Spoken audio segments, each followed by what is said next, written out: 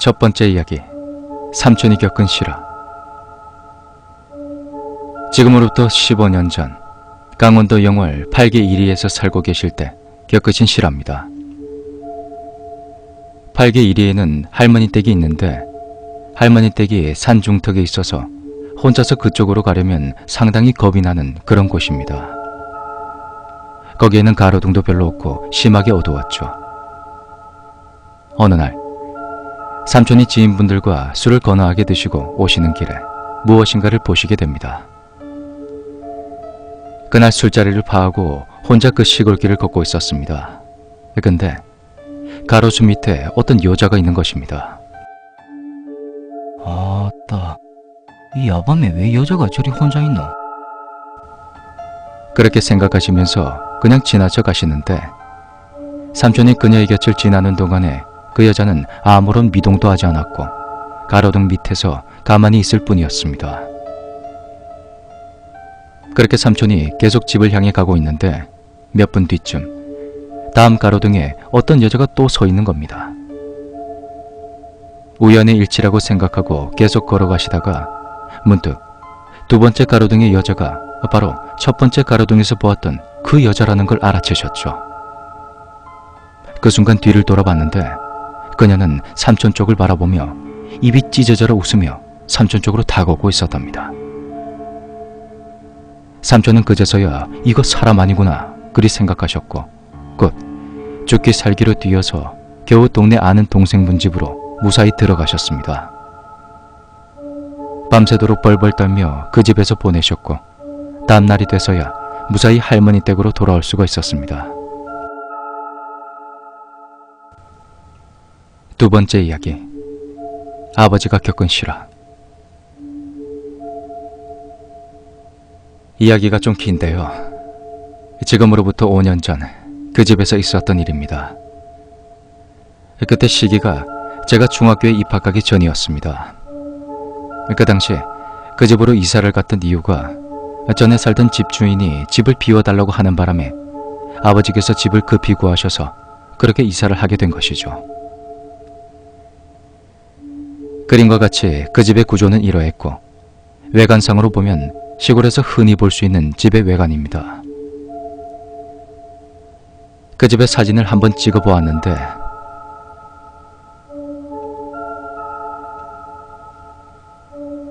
비가 오는 밤이고 수풀에 가려져 제대로 찍을 수가 없었습니다. 이것은 며칠 전 비가 오는 날 찍은 사진입니다. 이 사진을 참고해 주시고 이야기를 들어주시기 바랍니다. 정말 가기 싫은 곳이었는데 방송을 위해 이렇게 찍어 보냅니다. 아무튼 그 집에 처음 갔을 때 제가 쓰던 방에 들어갔을 때 천장 쪽에 눈에 띄는 것이 있었습니다. 그건 형광등 뒤쪽에 붙어있는 부적이었는데 제가 봐왔던 부적들과는 많이 다른 부적이더군요. 그래서 어머니께 엄마, 저게 부적 있네? 그렇게 말하니까 엄마는 그냥 신경 쓰지 말라고 했죠. 집에 좋은 일이 있으려고 붙여준 부적일 거라고 말이죠. 하지만 이 부적이 진짜 의미하는 것은 나중이 돼서야 알게 됩니다. 그렇게 시간이 흘러 제가 고등학교 2학년이 되었을 때 그때부터 아버지가 술만 마시고 오면 혼자 이야기하기 시작하는 것입니다. 매번 술 마시고 오면 혼자 그렇게 이야기를 하시는데 그럴 때마다 저희 어머니가 가셔서 도대체 누구랑 얘기하는 거냐고 물어보시면 아버지께서는 눈을 크게 뜨시면서 방금까지 여기 누가 있지 않았냐고 그러시는 겁니다. 어머니께서는 술 먹고 왔으면 조용히 잠이나 주무시라며 그렇게 매번 싸움이 일어나기 일쑤였죠. 어느 날에는 술을 안 드시고 오시는 날에도 누군가랑 대화하는 소리가 들려왔고 그렇게 가보면 아무도 없었습니다. 그냥 아버지 혼자 이야기하시다가 혼자서 멍하게 앉아있는 모습으로만 그리 계셨기 때문에 그땐 그렇게 심각하게는 생각하지 않고 살았죠. 그러다가 제가 고등학교 3학년이 되었고 그때까지도 매번 계속되는 아버지의 술주정 같은 그런 행동이 반복되었습니다. 그러다가 5월달쯤이었던가 그 다음날이 일요일이어서 밤늦게 텔레비전 보다가 소변을 보려고 화장실에 가는 길이었죠.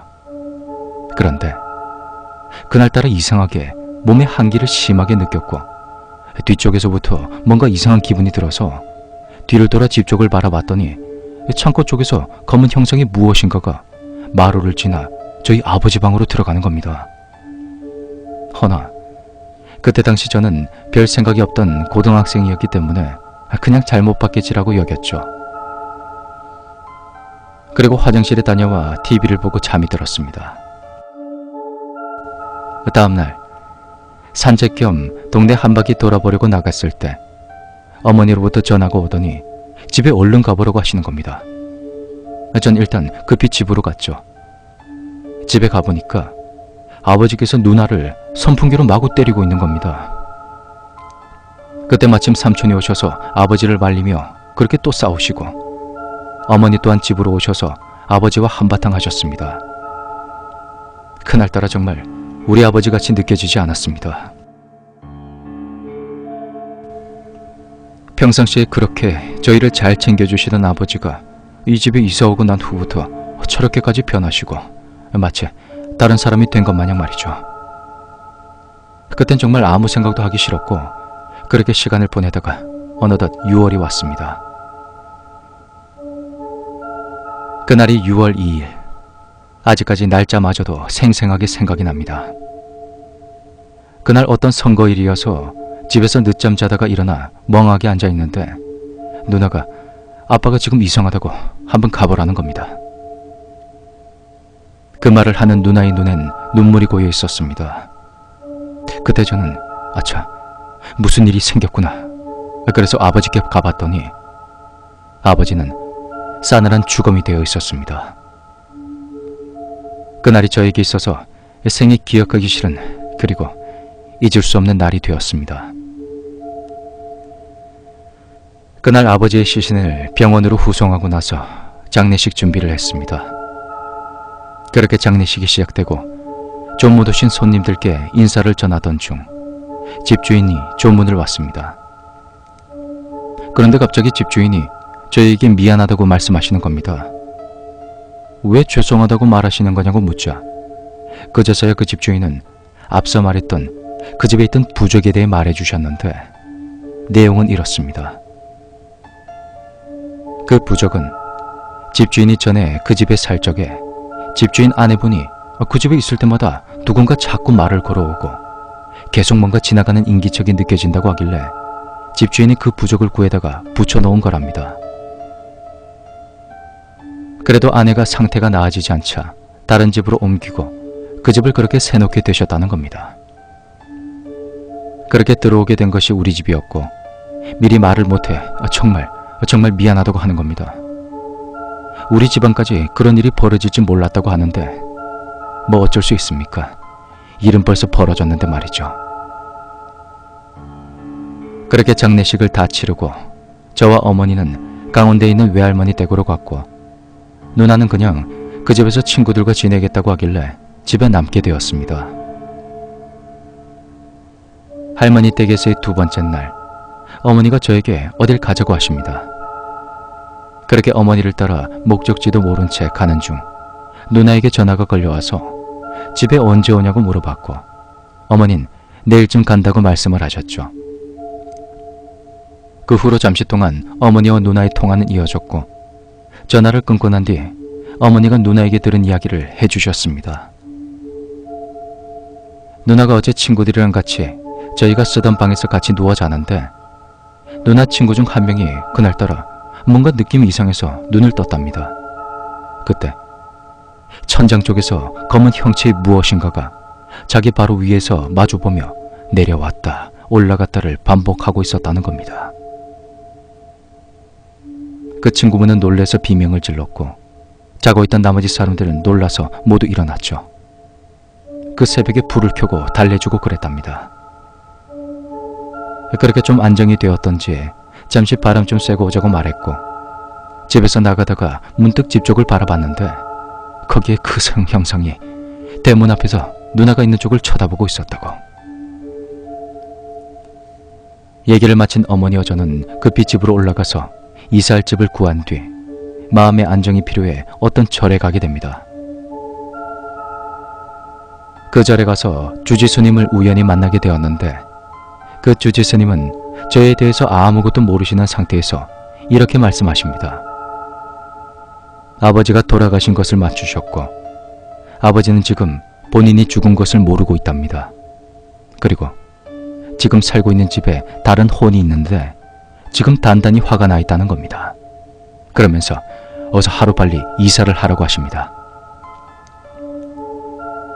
그렇게 집으로 돌아와 저희는 이사를 서둘러 준비했고 이사하기 하루 전 아침 전 아버지 방에 두었던 사망 진단서를 학교에 제출해야 돼서 그 방으로 들어갔습니다. 아버지 방으로 들어서는 순간 장례식 때 지겹도록 맡았던 그 향냄새가 나는 겁니다. 그 방에서 나와서 어머니에게 물어봤죠. 방에서 향을 피우셨냐고. 근데 어머니는 그런 적이 없으시고 집에 향조차 없다고 말씀하십니다. 그렇게 저희는 다음날 다른 집으로 이사를 하게 되죠. 지금 이날의 기억을 제 생애 가장 충격적인 일로 기억하는데 지금도 아버지가 그 집에서 누군가와 이야기하는 그 모습이 잊혀지지가 않습니다. 그리고 이건 후기인데요. 장례식을 치르던 그날 저희 집에서 삼촌들과 외숙모가 하룻밤을 주무셨는데 그날 외숙모도 보셨다네요. 검은 형체의 그 무엇인가를 말이죠. 그리고 그날 저는 느끼지 못했지만 어머니와 삼촌은 느꼈답니다. 누군가가 어깨를 누르는 것 같고 계속 가슴이 답답하고 더운 느낌이 심하게 들었다고. 그리고 그 집에 살면서 어머니가 가위를 2번 정도 눌렸다고 후에 말씀을 해주셨는데 첫 번째 가위는 화장대 거울에서 어떤 여자가 어머니를 째려보고 계셨고 두 번째 가위는 제가 아닌 저와 똑같이 생긴 무언가가 어머니에게 달려들며 죽으라고 목을 졸랐다고. 그리고 한 번은 이런 꿈도 꾸셨습니다. 꿈에서 저희 집 현관에 2 사람이 앉아있더랍니다. 둘 다 등을 돌리고 앉아있길래 어머니가 누구냐고 묻자 그중 한 명이 나지 누구야? 이러더랍니다. 그 목소리는 바로 아버지셨다고. 어떻게 왔냐고 물었더니 한번 보러 왔다고 그리 말씀을 하셨답니다. 그러는 중에도 아버지 옆에 있던 다른 존재는 아무 말도 하지 않고 있었고 너무 어두워서 누군지 식별조차 안 됐었답니다. 대체 그 집에 있던 존재는 무슨 사연을 가지고 있기에 이토록 저희를 괴롭혔던 걸까요?